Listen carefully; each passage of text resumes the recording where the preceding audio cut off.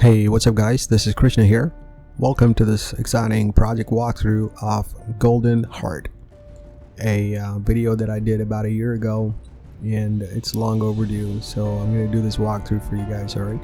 And this involves Houdini 19.5 and Redshift. Now Redshift version is 3.5.08, okay? Now I also did some compositing work in After Effects, but it's very basic, so I'll go through that. I won't open up After Effects.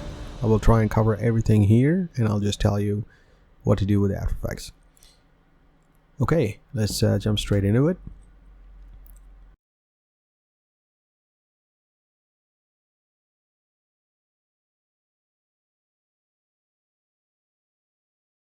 So I have 4 containers here, okay?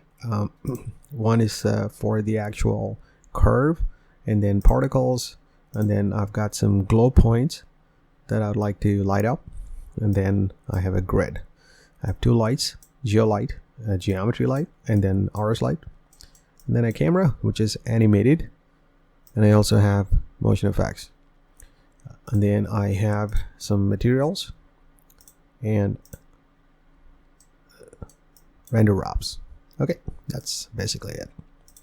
Alright, so let's go through Heart first. So don't be intimidated by this, because anything all the way here is not really required. Just playing with it, okay? But I'll just show you here now, okay? So there, that's the end here, but we're not going to need that. We're only going to need up to here, okay? Which is basically this part. Sorry, this part here, okay? So what's going on here, I'll explain. So I've got a line. Let me just bring this grid. I've got a line which is 1 meter, 2 meters actually in length, and then I'm resampling that, and I'm creating a curve U attribute, but I'm not sure if I'm using that, but let's see. So I can get more points. So basically I have 101 points here right now. Before resampling, you only got 2 points, okay? Alright, good. And I'm creating a point wrangle here to say that I would like P scale to be like that, and I am using curve U, so it's obviously important for you to use check this box here, okay? Right, and I am then doing a rotation, which is ROTT here in this case. I could have called ROT, but I think ROT parameter already exists, so I didn't want to use that. So again, I'm using curve U here, and I'm using a multiplier, okay? And the reason why I'm doing that is because to get this, all right? So here I'm copying these lines, okay? So these lines are in the X direction, and I'm creating a base group by using the point number as 1, okay? Because this only has 2 points. And then I am using copy 2 points node, and I'm creating this. And the reason why I'm creating this is so that I can delete all this stuff here, and I can just create a line here to get a kind of a curve, all right? Well, or you can just use a curve, I guess, you know, like this curve node here.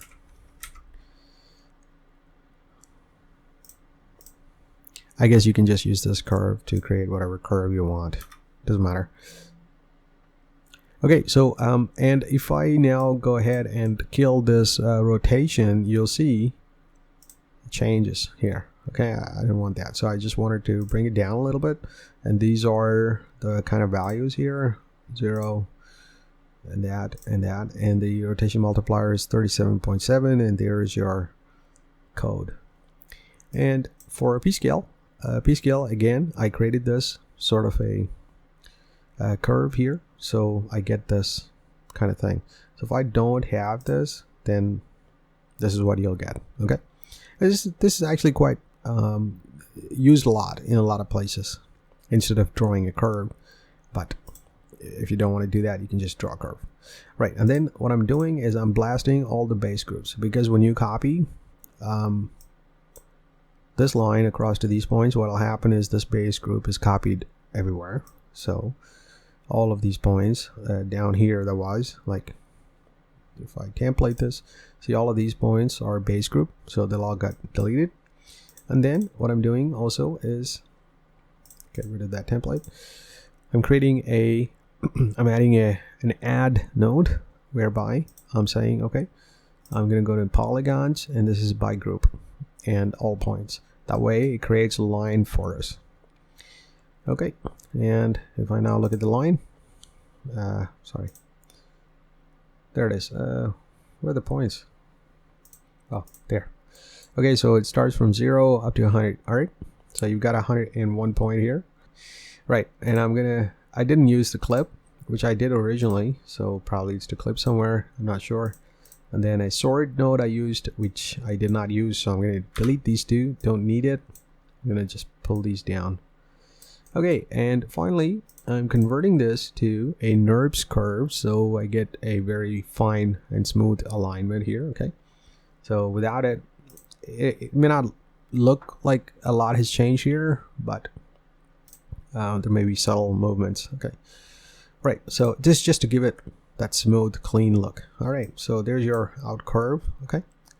So let's go back out. And let me get back in there, get rid of that.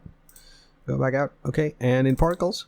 So what have I got here is that I am importing that curve, okay? But if I look at the cam here, this is way too small for us, okay? So I'm gonna just ignore that for the moment. And I'm mirroring that, as you can see, it's coming up like that, but I want a heart shaped, curve. So I transformed it so that it's down, like, I moved it in the X direction so you can see what's happening, okay, by 1 meter. And then I transformed it to fit the animation camera, which basically increasing the scale by, 6. Okay, so I am then copying, I'm deleting just the base group here, okay? So just group number 0, which is the point number 0, really. What does that mean? That means that if I look at that, so you can see at the bottom here, this will be our starting point for the curve, and this will be the end point. So if I now look at that here, you can see that's where the 0 is. But if I look at that, you can see there's 0, 1, 2, 3, 4, etc. Okay, and it converges up here, as you can see. It goes from 0 to 100, and then from here 101 to 201 here. Okay, so it converges that way. So it doesn't really matter. I mean, I guess so. It should be okay, to be honest. So I'm creating a sphere. Let me get rid of that. I'm creating a sphere, and I'm transforming it so small, 0.01, so that it's literally at the bottom here, okay? Right there, okay? Which can generate our particles for us. And I'm copying that to the actual point itself, and then I'm clipping half of it. So you can see here, I've clipped it without the clip, with clipping.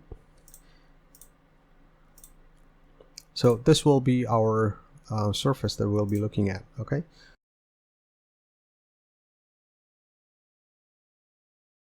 So if I dive in here, what I'm going to do is, first of all, I'm going to, okay, so this is not 1,000, okay?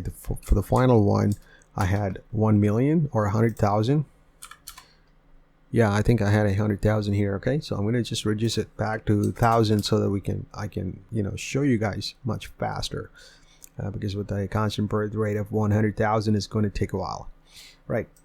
So that's out of the way. I'm going to just kill all these first, okay? So the only thing here that I've done is, well, a few things I've done is, first of all, is first context geometry, okay? So because that means that the first one I connected here, okay? And it's a scatter onto surfaces, which is down here. All right, there you go. You can see that's the sphere we created on the outside. So if I run this, nothing's happening, and that is because it is generated. It is being generated, as you can see here, but it just got nothing to it. It doesn't have gravity. It doesn't have any wind, force, nothing. Okay, so let's give it a curve force. Oh, before that, I'm doing constant activation only up to 399 frames because I didn't want anything more than that, because at the exact 400th frame or 401st frame, I'm using this pop wind. That's why you get that jitter around, you know, 3/4 of the video where the particles get pushed towards the negative X direction. All right, so I want to use that, so kind of make it look cool. Right, so that's that. For the moment, it's going to be constant birth rate of 1000, life expectancy of 16, invariance of 8, and jitter birth time negative, and interpolate source is back. I don't think these matters that much, but you can play around with them, you know. Attributes in her velocity, but to be honest, there is no velocity that is coming in, so this is just nothing really, because we're going to drive these particles using the curve force. Okay, everything is literally using curve force. Okay, let's go right in and let's enable this curve force here. Okay, so if I run this now, you can see this beautiful actually, you know what, I think I need to just enable this, and what I will do is go outside, get rid of these two, enable this. Okay. All right, what I'll do is I'll just oh yeah, it's here. I suppose that's okay. Right, we can look at it from the outside of the pop net. All right, it's not going to be really great, but so as you can see, he's actually traveling through the curve here, which is pretty cool, I think. By the way, it's slowed down a lot, so what I'm going to do is I'm just going to copy this for the moment, create a geometry here, and paste it in here. All right, so there. If I go inside in here, it's not coming up. Show all objects. Okay, maybe it doesn't want to show up. All right, fair enough. So anyway, you gotta imagine the curve here. Okay, so so what's happening is that it's actually following the curve, as you can see. So there you go, it's going beautifully. All right, but before it does that, I actually have a few settings here because of which it's actually doing it. All right, first of all, this we are using second context geometry, and that means that it's connected to the second dot here. Okay, the input number 2. Right, so that's the first thing. Let me just ghost that. All right, so, and I'm also changing the air resistance a little bit based on ID, which is generated within here. So if I look that, and there's the attributes, you see add ID attributes. If you don't have this enabled, this will not work. Okay, but by default this is enabled, so you don't really have to worry about it.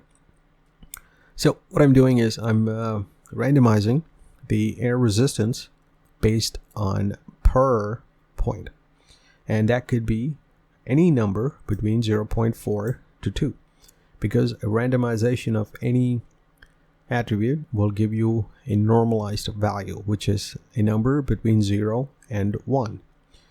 So I want to fit that number between 0.4 and 2.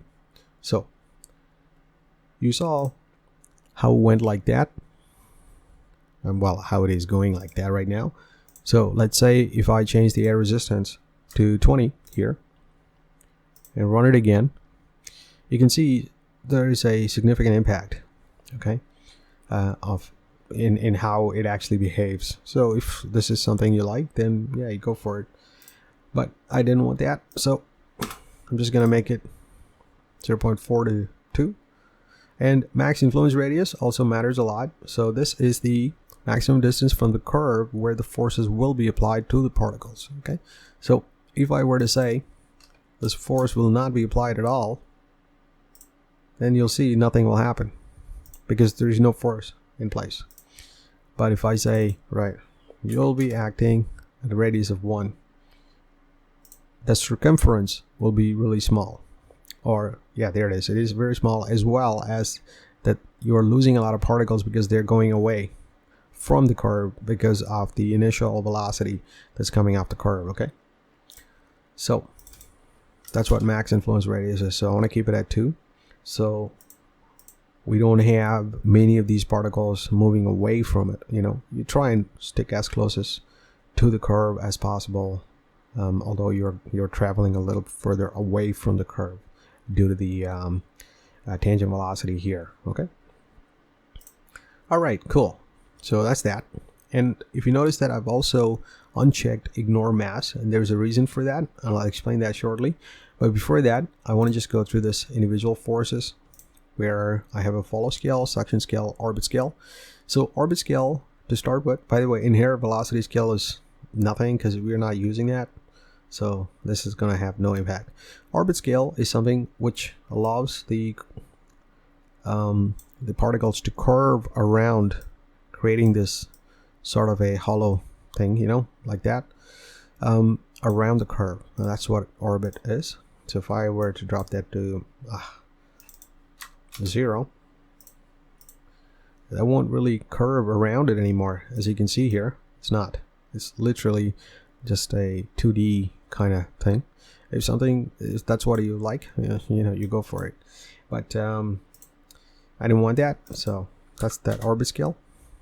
Suction scale is how much it gets sucked in, obviously towards the curve, okay, and towards the center of the curve. So if I say that you are going to be 20, so you can see everything is getting sucked in right here, so you don't want that. Okay, so that's that. So I'm just gonna, if I change it to 0,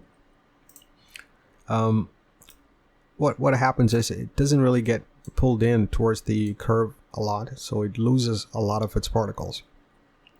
So it's really a trial and error here with a lot of these parameters or attributes, where you got to play around with the right numbers. For this one, number 2 really turned out to be the good value. So let's go through this follow scale here, right? So this is the amount of force to apply to particles, which will push along the length of the curve.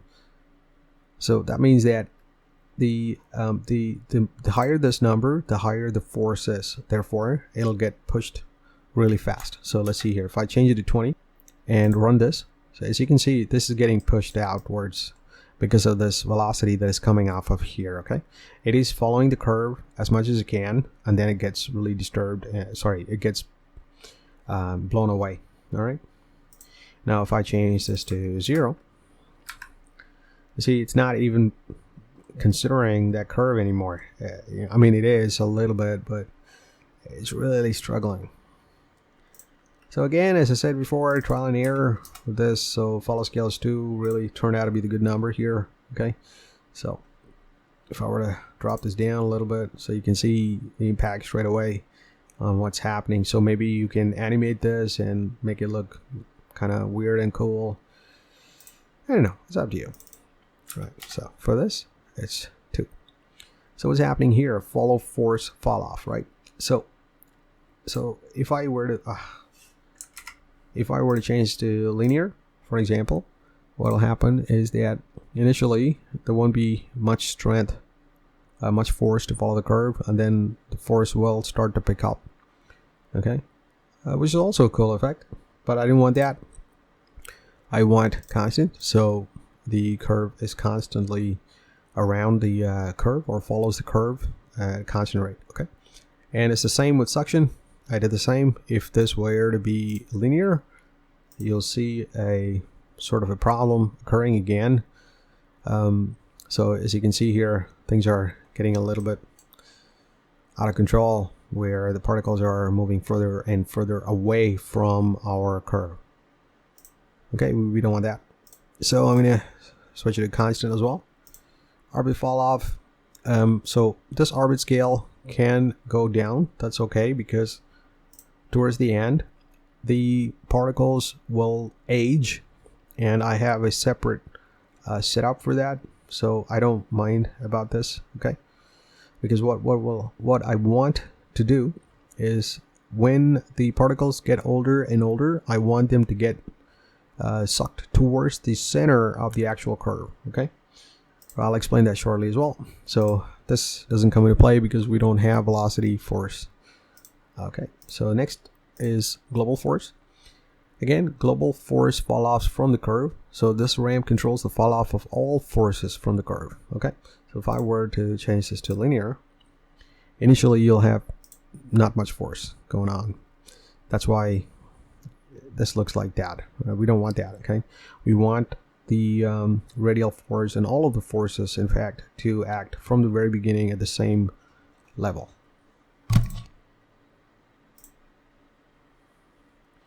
So I'm going to change back to constant, and it's the same with the force along the length. It's the same thing where if you change it, it literally doesn't start.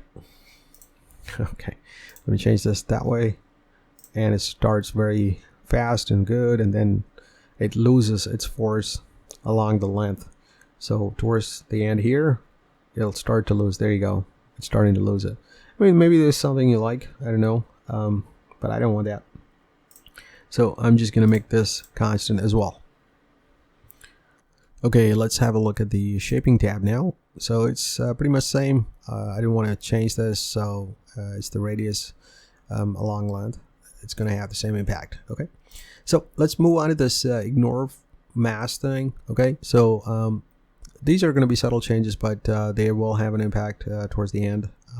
Altogether, they will have an impact, or slight variation. So okay, first one is the pop property, where I have actually altered the mass based on its ID and its drag parameter based on the point number, and I want the mass to be between 1 and 2, and drag is the same, 1 and 2. If you leave this mass to be 0, you know, it won't fly. It won't do anything. There's no mass. So no matter what you multiply or divide it by, you know, the mass by, it's just going to be 0. So I don't want to do that. Okay, I'm going to have it a minimum of 1, and it's the same with drag. So there is your drag enabled here, and in the physical you have your mass enabled. So now you'll see that the curve pretty much behaves the same way, except there are slight imperfections. Okay, so like over here and whatnot. So, you know, I wanted to give that imperfection a little bit so it behaves slightly more than a perfect curve going around, sorry, perfect particle physics that is going around the curve. Doesn't look natural. And it's the same with the pop force. So what I've done here is that I've given it a noise, okay, and I've multiplied the amplitude of that noise based on its life. So every object, every particle has a life and its age. So this amplitude, depending on its life, will have a higher amplitude with the pop force. So maybe I should change this to age, but let's see, because then it will change over time. Okay, so basically the older it gets, the higher the force will come into play on those elements. But I'm going to leave it at life. You can play around with that. But the amplitude itself is only 0.1 anyway. It's a subtle change, but it does. There you go. You can see already that there's a little bit of, you know, amplitude coming into play. So if I were to change this to, let's say, to there, you can clearly see what's going on. Some of these particles have a higher life value. So that brings me back to here. So when I say life expectancy is 16 and the variance is 18, that could be 16 plus or minus 8. Therefore, it can go plus, it can go to 8 to 24. Okay, that's what that is. And this is in seconds. All right. Okay, good. So I'm just going to put this back to 0.1. I want it to be a subtle change. So both this and this will be based on the mass as well as its life and, you know, all the random point number, whatnot. So both of these will come into play, and this is why I ignored the mass here. Okay, so the next and the foremost important thing, which we're going to use later on down the line, is this pop color. Okay, so what I'm doing here is that I'm actually coloring the particles based on its normalized age. So the age, as I said, it could be from 8 seconds to 24 seconds, but when you normalize that age, you'll get a value between 0 and 1. So this ramp here is usually from 0 and 1, and that's why we need to use the normalized age. So at the start, all the particles will be born white, and then they turn black towards the end. Okay, we're going to use this later, all right? And if I now show you that, there you go. So it's all white here, all right? And then gradually it'll turn black. Maybe I need to change the background here so you can see better. Yeah, there you go. You can see it's starting to turn gray and then black towards their corresponding age. Okay, every point has its own age and life. Okay, so that's why. All right, cool.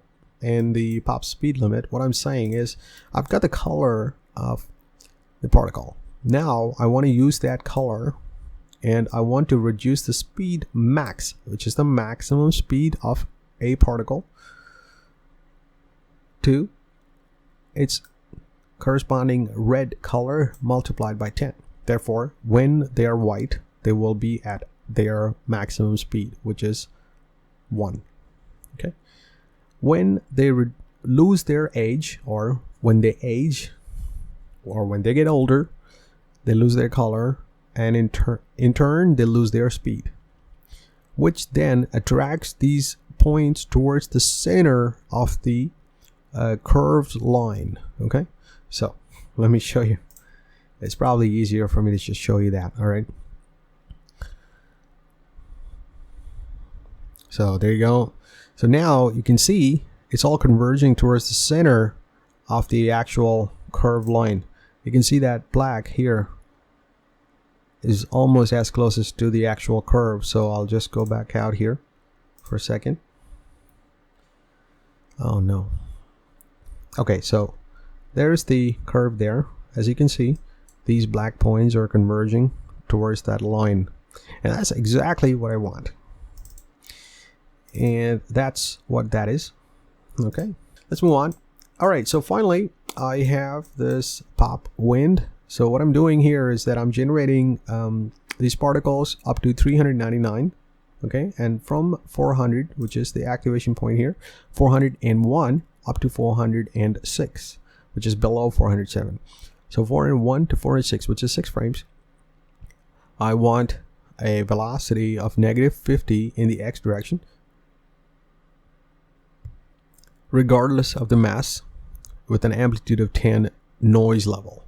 I want it to blow towards that side. Okay, so that way it looks like a huge current, a flash current, or, you know, however you want to call it.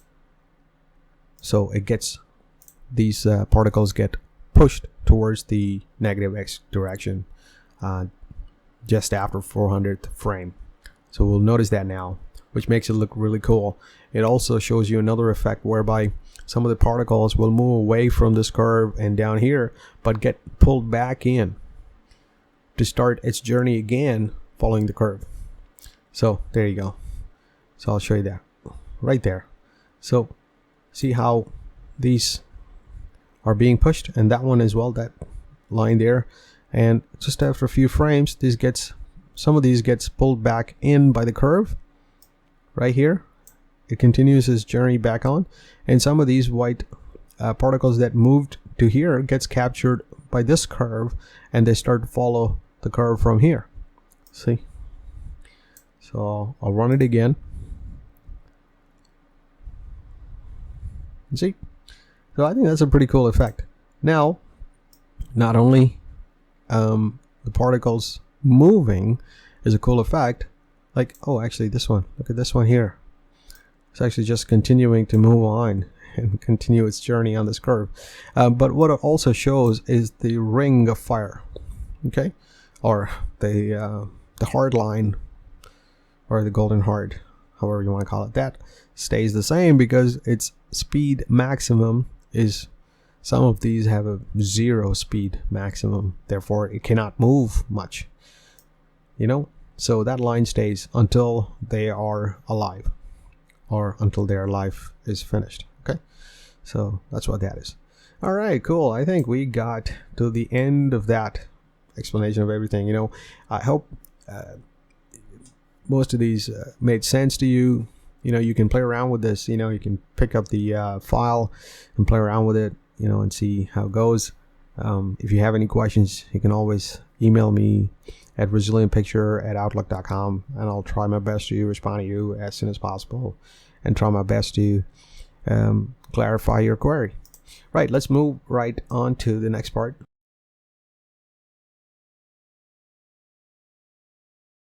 So I actually did sim already. I simmed it.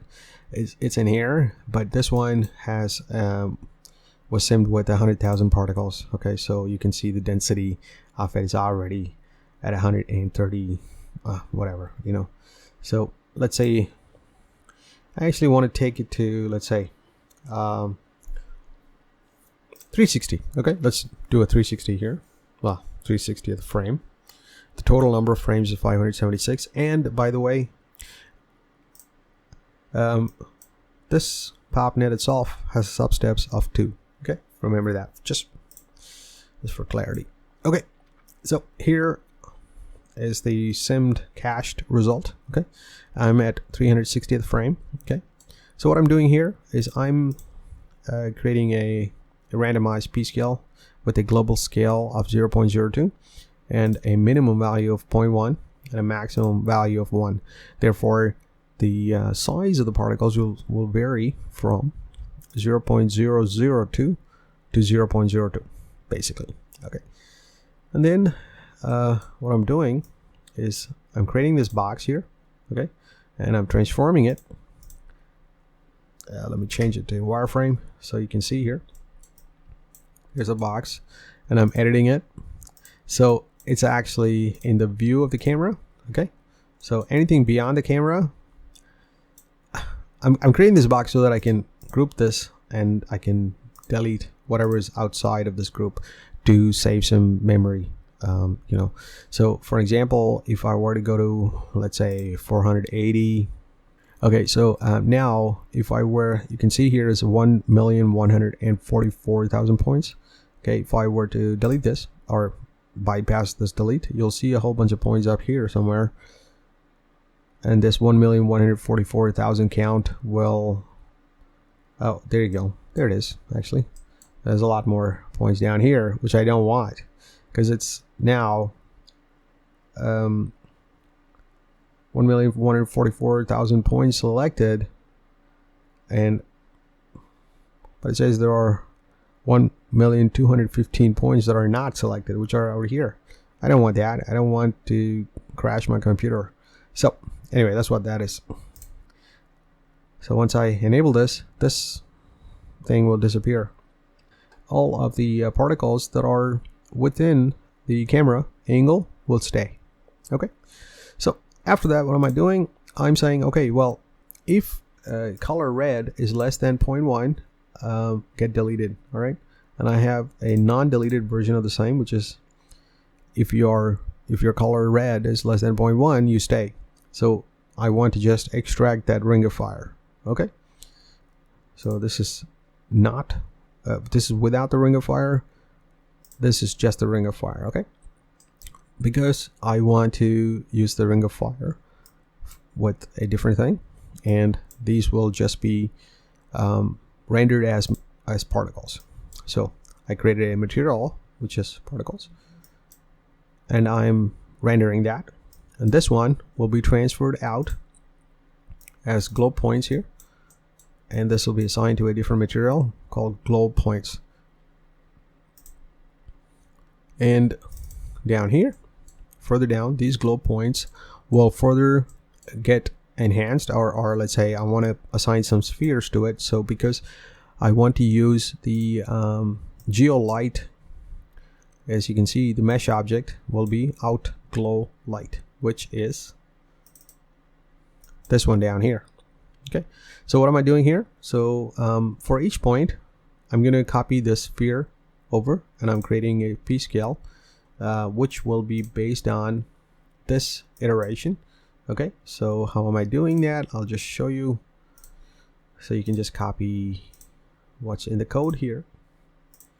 There. So what I'm saying is, give me the detail of the iteration value of every iteration. So for an example, if I okay, sorry, I had to cancel this because it was gonna crash my computer. So what's happening here is that for every point that is coming in, I'm running a for each loop. Okay, and I am creating a p-scale attribute based on per point. So every point will have a different value, which will be in between 0.01 and 0.02. And how do I do that? What I do is I first of all retrieve the iteration number by using this code here, which is detail. Give me the iteration number from the detail of this node called iter, which is this one here. Okay, because this you can get that by clicking create meta import node on the for each begin node. Okay, so once I get that, give me a random number from this iteration number, and then the random number is a normalized number, which will be a value between 0 and 1. Therefore what I say is, well, fit this number between 0 and 1 to 0.01 to 0.02. Therefore all of the p-scale that comes through will be between 0.01 to 0.02. Okay, so hopefully that makes sense. And then I put in a compile begin and a compile end here, and I this is to expedite the actual for each loop. And then I use a file cache to cache the geo so that it doesn't calculate like the way it did earlier. Then I create a material, which is not actually required because I'm not using this, so I'm gonna just go ahead and delete that. So let me just put it back to this point here because I don't want it to go through this again. There you go, it's running that through one more time. I think it's because it needs to clear out this cache or calculate all this detail. Oh, there it is, it's done. Okay, so that is good. So that's what the outglow light is, because as I mentioned before, the actual light, if you want to use something for light, you need mesh. Okay, you cannot just use particles. So in the geometry light, what I'm doing is I'm actually using that outglow light, which are a bunch of spheres, and I'm giving it a temperature 1200 and intensity of 2, exposure of 3, and all this stuff. Okay, please note the volume contribution is 0. Okay, and RS light is just a light up above here. Okay, let me just enable that. It's just a light up here which shines down this way, which has an intensity of 1, an exposure of 3, and then a size of 4, which is a rectangle. But the spread is important. I'll show that shortly. So then I create a grid, which is just a simple grid with that size, and then I edit the points down here. So if I just go like that without it, it looks like that. And then I select these points in that edge over there, these points here, and then I just pull them up. And note that this primitive type is NURBS. To use it in Redshift, you need to convert it back to polygon. All right, so that's that grid. So now I've got glow points, I've got the grid, and the glow points have a material called glow points here. Okay, and I also have the actual geolight itself. And glow points is different to the geometry light because if you look here, this is the glow points, which are still just particles.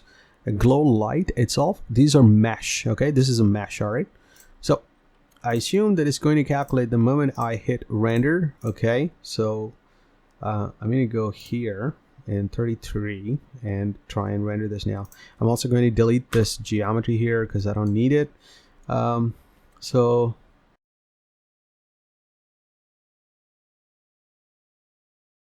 Okay, let me hit a render here. So we got a render here now. Okay, so what's going on here is that let me just change this to Krishna 2, which will give me this kind of layout so I can use this side. So in Redshift, I have this volume scatter enabled. Okay, and if I, let me just take a screenshot of that. Okay, so if I now disable this, you'll see everything just disappears and it looks kind of boring, as well as it doesn't look like it's underwater. I wanted to create that effect of being underwater. This whole thing is being created underwater or somewhat similar. Okay, so all I did was enable volume scattering, tinted it with this particular color, and if you notice, my red is 0.01 because I don't want a value of 0 here. And also I've got a scattering of 0.1. If you increase the scatter, it's just going to be completely washed out. We don't want that. So 0.1, it looks pretty good to me.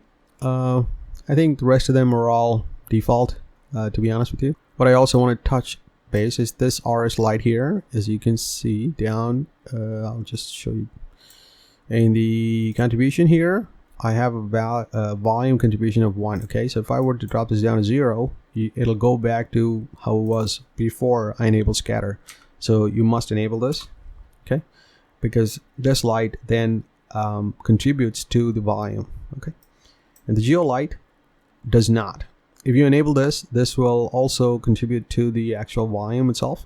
So the only way to visualize that is by actually going into one of those frames where the light is already there. So let's see, 410 sounds like a good frame number. I'm gonna have to let this calculate this time because I'm gonna enable this light. Okay, good. So now it's got it. All right, so let me render this and see what goes. Okay, so there it is. All right, this is without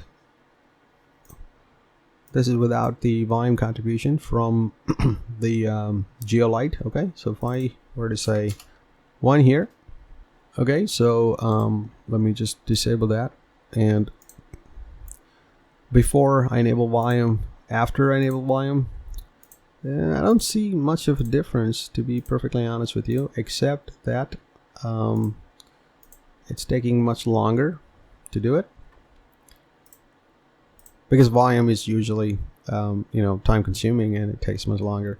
But I'm happy with volume of 0, volume contribution of 0, because I don't want this to contribute towards the volume anyway. But it doesn't seem like there's a lot of difference between the two, except that these are a lot noisier compared to this. Okay, right, it's up to you, but I'm going to set it back to 0. All right, so, and note that this temperature is 1200. If you don't set this to 1200 as the temperature, you will not get this kind of a glow here. Okay, so you need to watch out for that.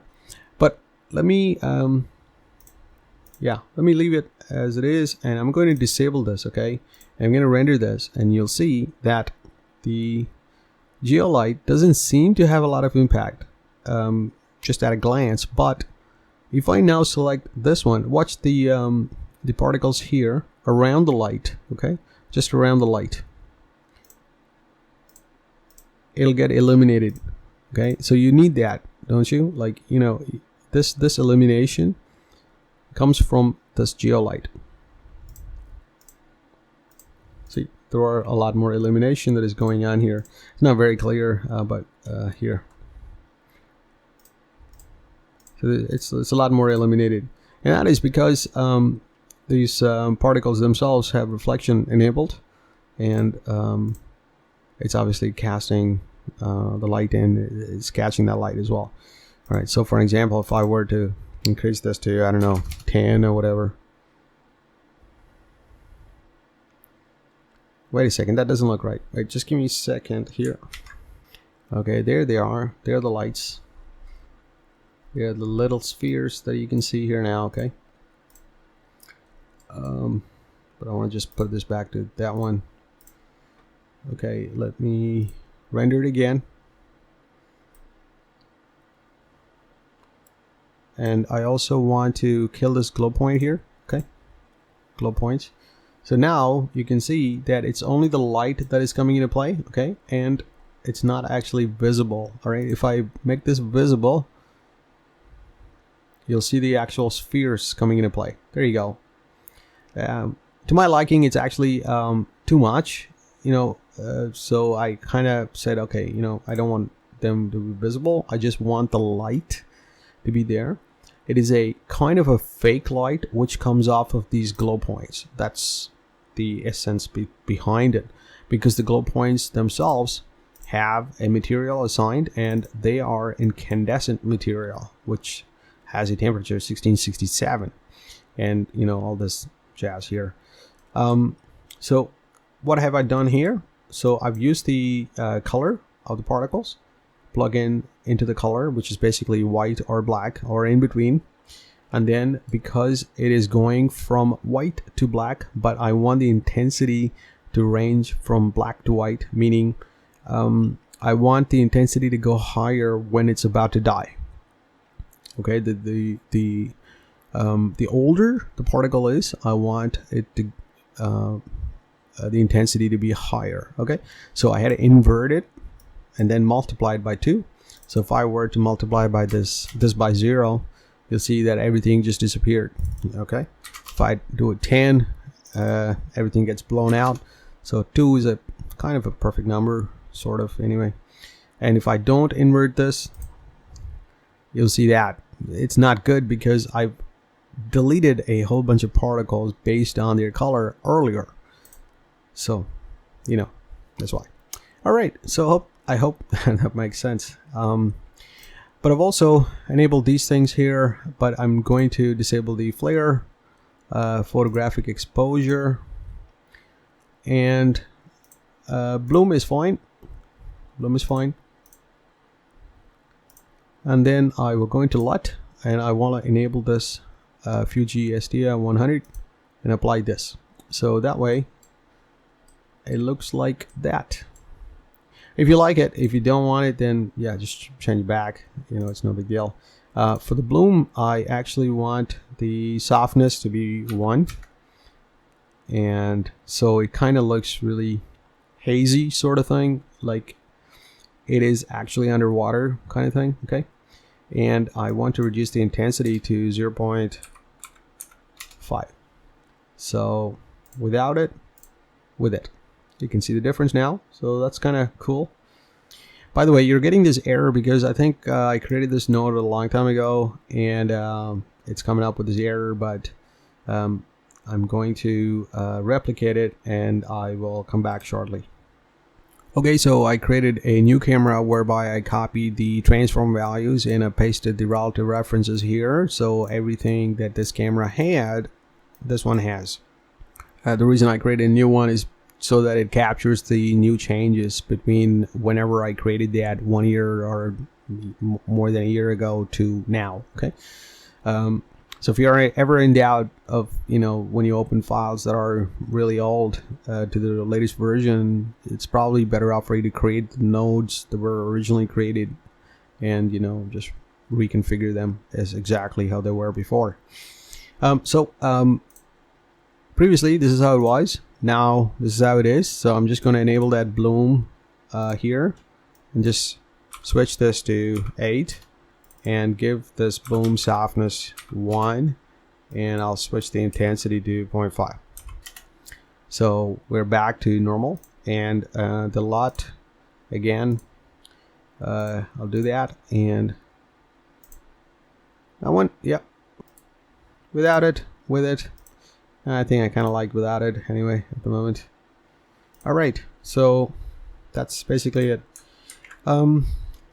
The one other thing is that there is a little bit of an animation on the camera, and I also used the motion effects to noise it up a little bit, and I animated this noise. So if you hold shift, press middle mouse, it'll open up the graph viewer.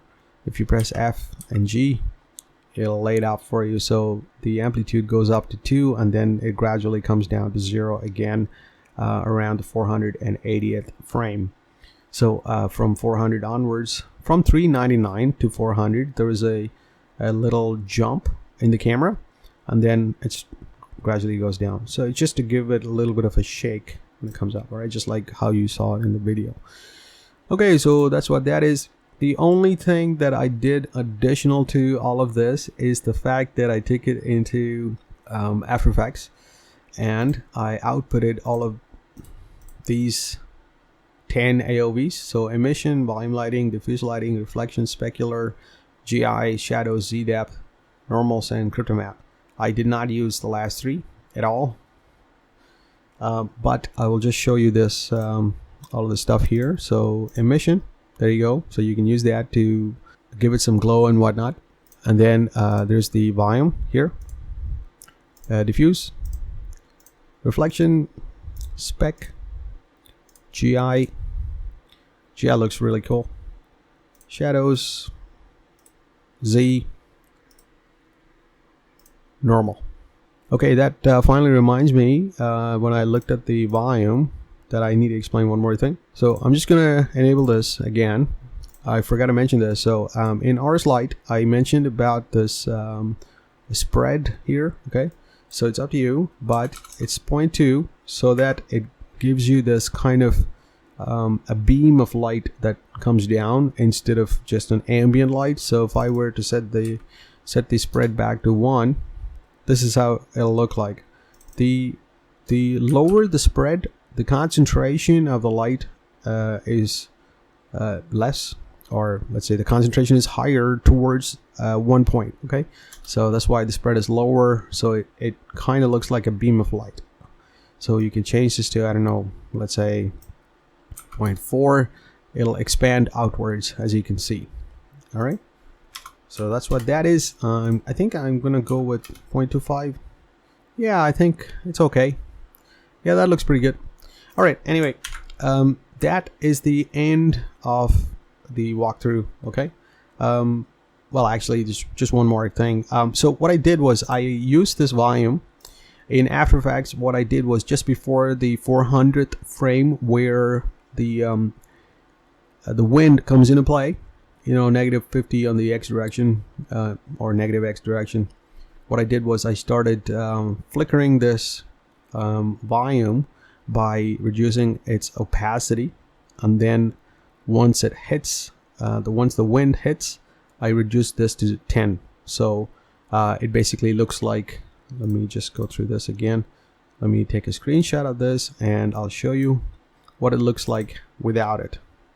So if I were to disable this, render it, I didn't need to do that, but it doesn't look like that because I don't lose the entirety of the volume, but I reduce it so much that it almost looks like a power failure, or power failure, underground, or we lost the light sort of thing.